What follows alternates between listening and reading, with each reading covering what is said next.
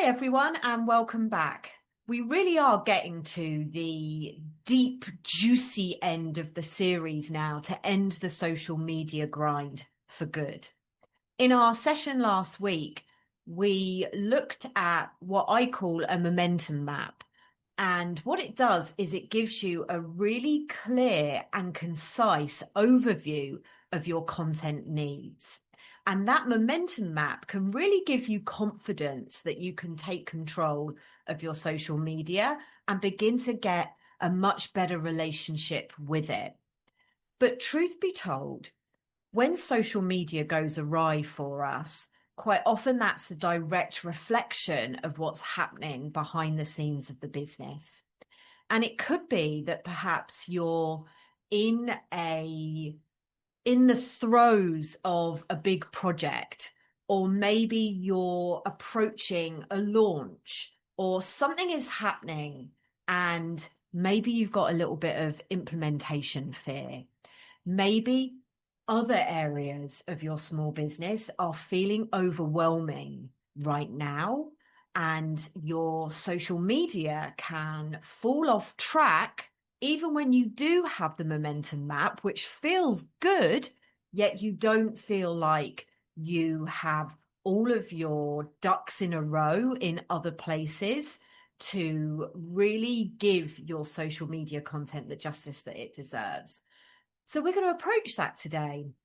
And I'm going to teach you a really simple way to break down your overarching goals in your business. So like I said, whether that's a launch, whether that's you're coming into a new season and opening up a new area of creating sales, maybe you have had a piece of content or an email that's landed really well with your customer base and you're stuck in the making zone and it feels really overwhelming because you could also have some events coming up on the horizon and it feels like you've got a lot to do.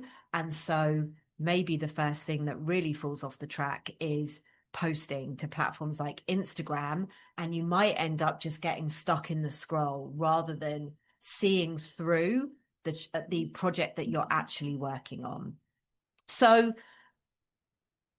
this is how I want to teach you how to goal set today, which is something I've been teaching to my clients for many years now. And the mindset shift is going from overwhelm to clarity. So you might find previously you have dove straight into a massive to-do list, and that can trigger decision fatigue, panic, or maybe you don't dive straight into it. Maybe you do the big list, you get overwhelmed by the list itself, and then procrastination takes hold and you avoid the things on the list. So either way, we might not be interacting with the project, the list, the to-do list in a way that's helpful. So again, I want to talk about this idea of taking a heartbeat, taking a moment and front loading essential decisions to ease the ongoing implementation. And when I taught the momentum map last week, that works on a very similar way in that we make decisions ahead of time to ensure that the day-to-day of running the business is much, much easier and, much less of a grind, to be quite frank. So the 3-step goal breakdown. First of all, we want to define your focus. Secondly, we're then going to name the to-dos and give them time blocks. And the third thing is we're going to face up to the obstacles in the project or the thing that you're working on and turn the obstacles into strategies. And when we do these 3 things with the goals that we're working on, life just becomes a lot easier. So I'm just having a bit of a giggle about flapping. I've put define your focus, how to flap less. I'm a bit of a flapper behind the scenes, truth be told. So when I started working on my goals in this way was just one of those shoulder drops, and I don't have to flap about the place just as much. So before listing any tasks, we've got to define the scope. We don't want to start just listing things or, writing all the things we've got to do. Even if it feels good to get the to-dos out of our head, the truth is we want to define the focus of the project itself. And this comes in the form of a sentence. So it's like a formula to do. And, I am a little bit like, oh, formulas, do they really work? But actually, this one is really useful. So the sentence that I'm going to ask you to complete, what it does is it kind of forces you to name the motivation and the success metric. Now, when you know why you're doing something and what you're working towards and why it's important to you, it gives you inherent motivation. It gives you the energy to see all the to-dos through. So I've broken down the sentence here, and then I'm going to give you an example of it on the next slide. So you can write this down on your notebook and on something that you're working on at the moment. You could just pause me right now on this video if you want to have a little think about what you want to apply this to, maybe. Okay, so we're going to put by. This gives us our deadline. So we're going to put in a date. Yes, let's create a deadline. Deadlines are super important. When you do work for other people and you always get it to them on time, but when you do work for yourself, sometimes it just keeps slipping through the net. Well, that's often because we've been given that external boundary of a deadline by someone else. And I know you would never not meet someone else's deadline. So I want you to start showing up in the same way to yourself as you do to external deadlines. So it's really important that your sentence starts by deciding this essential piece of information. Otherwise, things just keep getting kicked down the road. And then we're going to say, I will have completed and created. And what we mean by that is you're going to define the outcome. Okay, so you're going to give yourself a deadline, and then you're going to write in a sentence what the outcome is that you're working towards. So, for example, it could be, I will have completed and created the photography, copy, product page for my new design and email content to market and sell the first few pieces. So that's an example of an outcome you could be working towards in a project. And then we're going to define what we call the success metric. And it comes in the form of this sentence. I will know I'm done because, an example here is the product page is live and 3 email newsletters are scheduled. So that's a really clear success metric. There is no confusion left in that. Remember, this is about clarity.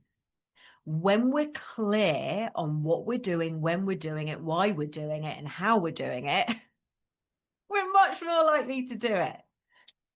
And then finally, that real important nugget that is going to give you your inherent motivation. I want to achieve this because it's your motivator. And here's an example. Because the new pieces represent the style I want to be known for. So this is why this imaginary small business owner here wants to work towards this outcome, because maybe they have got older designs on their website that maybe don't reflect who they are as a maker or an artist anymore. And so actually, when they work towards this goal, the internal motivation for them, the thing that gives them their oomph, the thing that lights the fire in their soul is, I want these new designs out in the world because they really represent who I am, my style right now. And then when you complete this sentence, it becomes a simple, joyful anchor. So let's look at it again as a whole. So the joyful selling intentional goal sentence.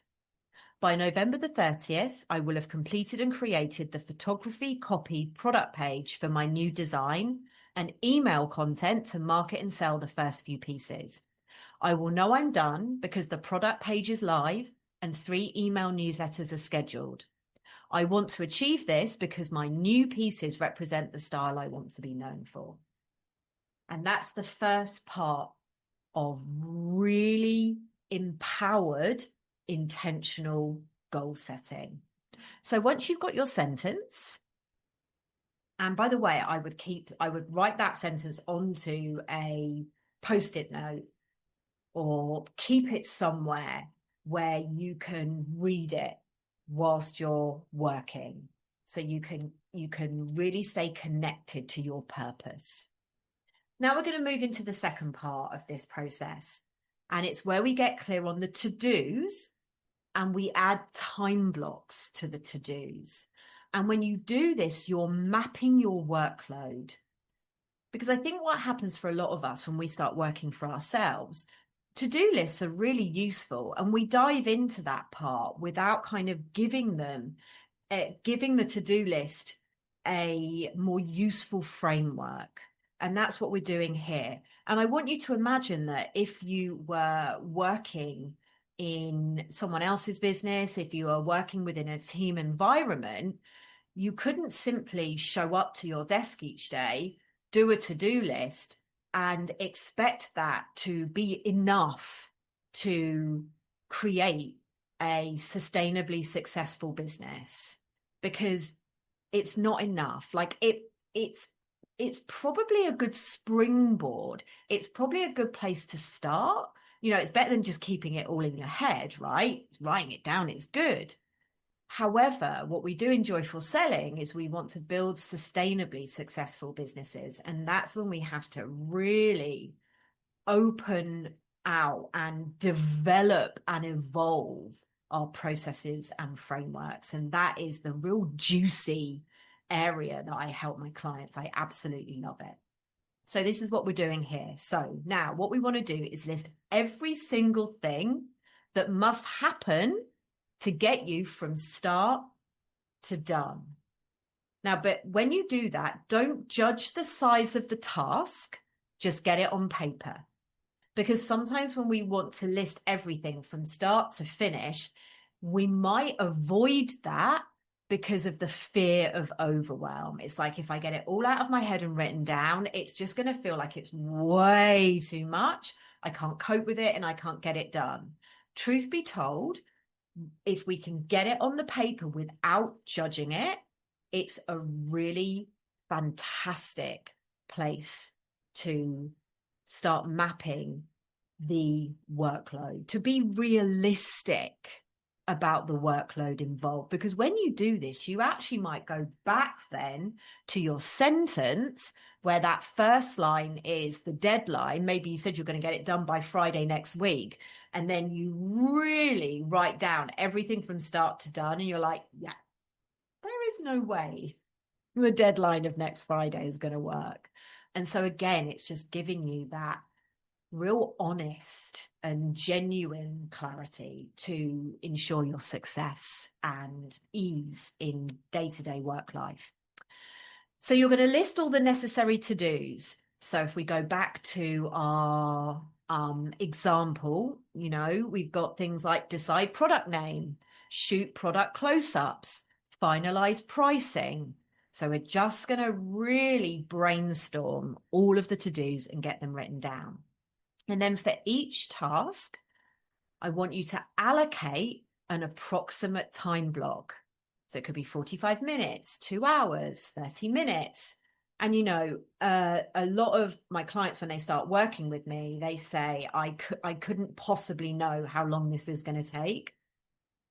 And so start with the things on your list that you've done before, and you have a rough idea of how long it takes to do that thing. Start there. Start with the things that you're more familiar with.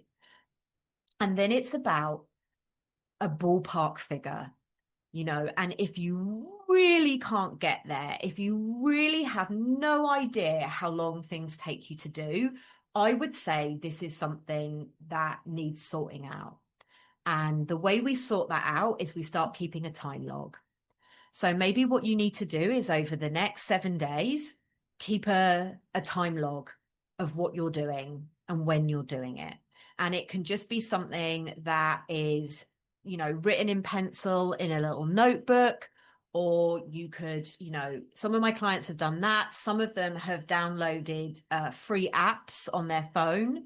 I would say in the spirit of the project here, which is more joy, less social media, I think that using an app on a smartphone, it might be something that ends up distracting you, because if you pick up your phone to enter in your time, go into your time app, it might be a kind of unuseful kind of way that you end up then going onto a social media app. I don't know. You have to decide what's right for you. I know for me, when I did this work many years ago, I found it really useful just to have a really small notebook, and with a pencil, I just jotted down what I was doing, the time that I started, and when I finished, the time that I finished. And with no judgment, it's just simply observation. And like, don't perform, don't start doing things differently. If you're keeping a time log, you want it to be authentic and real, because that's going to give you the truth of what's happening in the time of your business. So once you've got to the stage then where you've allocated approximate time blocks, it's really allows you to see a realistic view of the required energy, which aligns with the intentionality you've cultivated through your boundaries. So it's can be a wake-up call sometimes doing this work, like really understanding all of the small steps that are required to complete a project, and to look at our boundaries around when we work, when we don't work, and to map that out. Now, you could take this a stage further. You could add it. You could then take those to-dos and the approximate time block that you've jotted down next to it, and you could pop it in a Google Calendar. You could pop it in a work diary. You could put it up on a whiteboard, or, again, use this information to really guide how you're going to spend your time. Because now when you come to sit at your desk or sit down on the sofa with your laptop or wherever it is you do your work, you can refer to this list and get on with it. And that's front loading a decision. You don't need to sit down and go, I have no idea where to start today. And if you are, different types of work require different types of energy, you could use that list to run your finger down to think, okay, what feels good for me to work on today? And run your finger down it, find something, work on that, tick it off. So you could work that way. Or if you prefer to put things in your calendar ahead of time, like that's pretty much where I've got to in my business, then I just come in, I sit at my desk, and I know exactly what it is I've got to work on. And for me, that just feels like self-care. That feels like I'm taking care of my future self. I'm removing the confusion. I'm removing the decision fatigue. I'm removing the fear of implementation, because it's all there written down ahead of time. Now, when we're working on a project, there's probably some areas that we're not sure about. So you've listed the to-dos, the things that you know that you are going to be required to do. But there are going to be some things that you're not sure how to do. And I don't want those things to stay in the shadows. So it could be, for example, pricing. We go back to our example. It could be that that person is really excited to get their new designs out into the world. They can't wait to take the pictures. They love writing the product descriptions.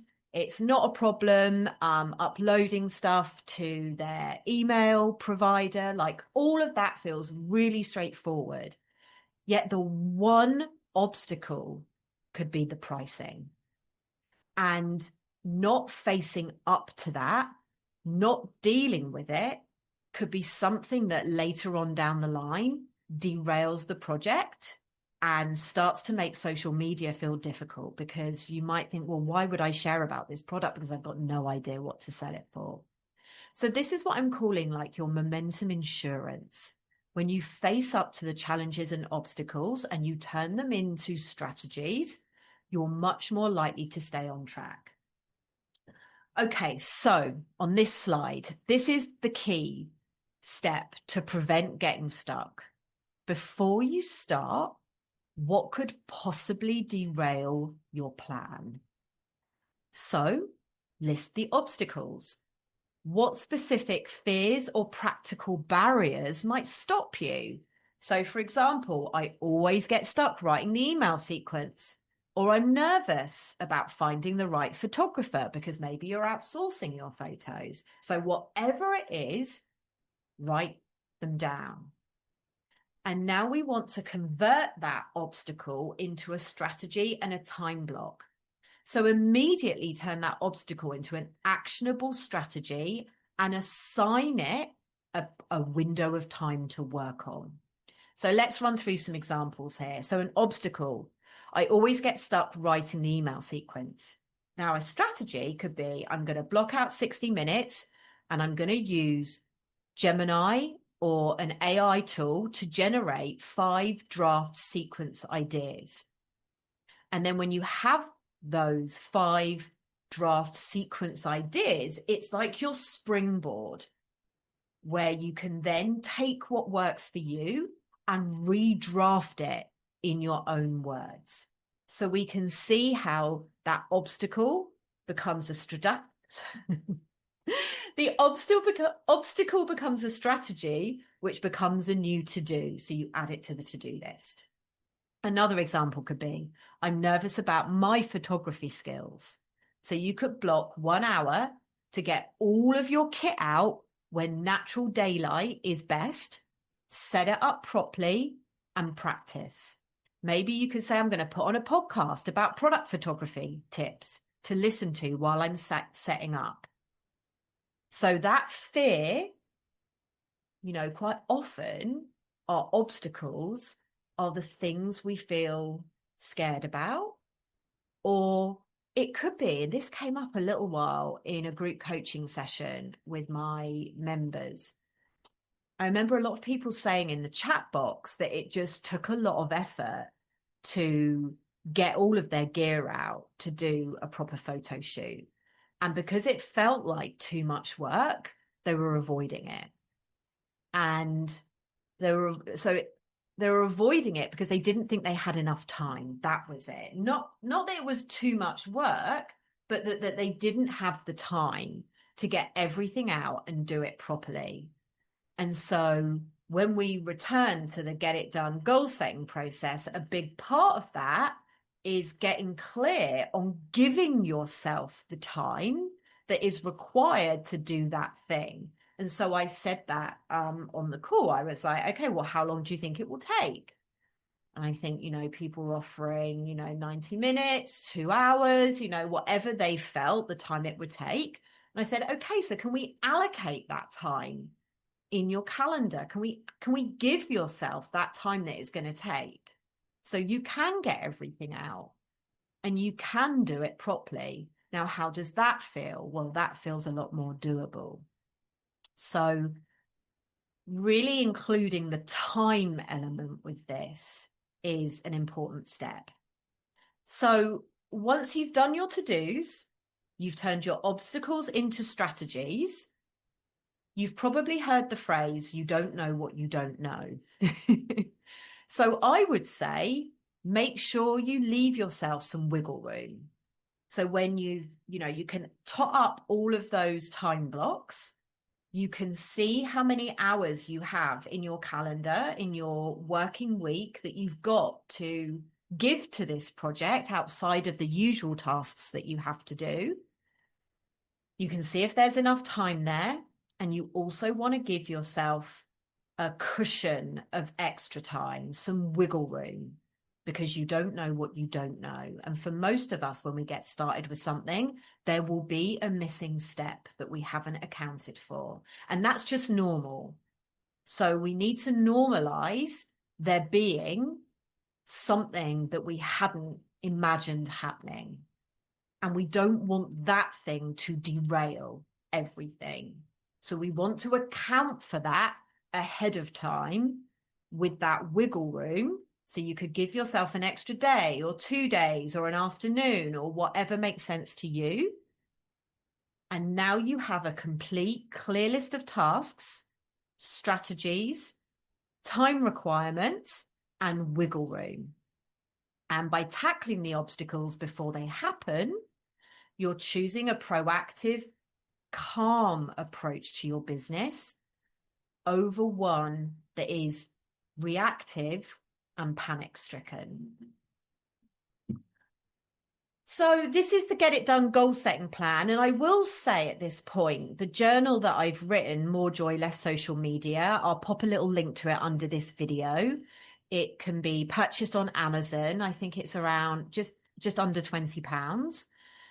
There are 12 sections in it with the Get It Done goal setting plan at the beginning of the month, and then a monthly spread for the business. And then at the end, you get to track, evaluate, celebrate, and also write yourself a permission slip for anything that has gone wrong or you feel guilty about or disappointed about.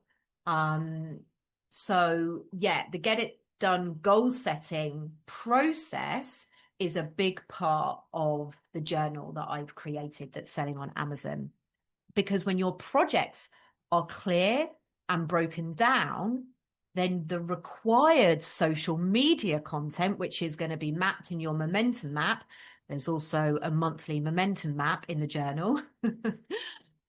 It just becomes simpler and a more exciting extension of your work rather than it being a separate burden. And I think about that a lot. I think about how social media can become a real separate burden for a lot of the clients who start working with me. And what we do is step by step, we integrate the process of social media into a way of working that is calmer, more proactive. We front load the decisions, and you just get this greater sense of being in control, and your relationship with social media just becomes much, much better. A simple action step you could take this week, if you want to dip your toe into this work, is you could choose one focus for the month ahead and complete an intentional goal sentence for it. Then list at least 3 potential obstacles and turn them into actionable strategies. And this is what we would do in teamwork. This is what we would do in really fantastic collaborative work environments. We would go in and we would get ahead of projects and we would discuss the issues. We would get excited about problem solving. And when we come to work on our own, sometimes we don't bring those processes into our own businesses. And the to-do list can end up just feeling quite overwhelming and not as useful as it maybe was when the business first started. So I hope you found today useful. Next time, we're going to move into the final pillar of the series, and that's reflection, where we focus on celebrating progress and continuing to protect your peace so you feel more joy and use less social media in your sustainable, successful business. See you next time.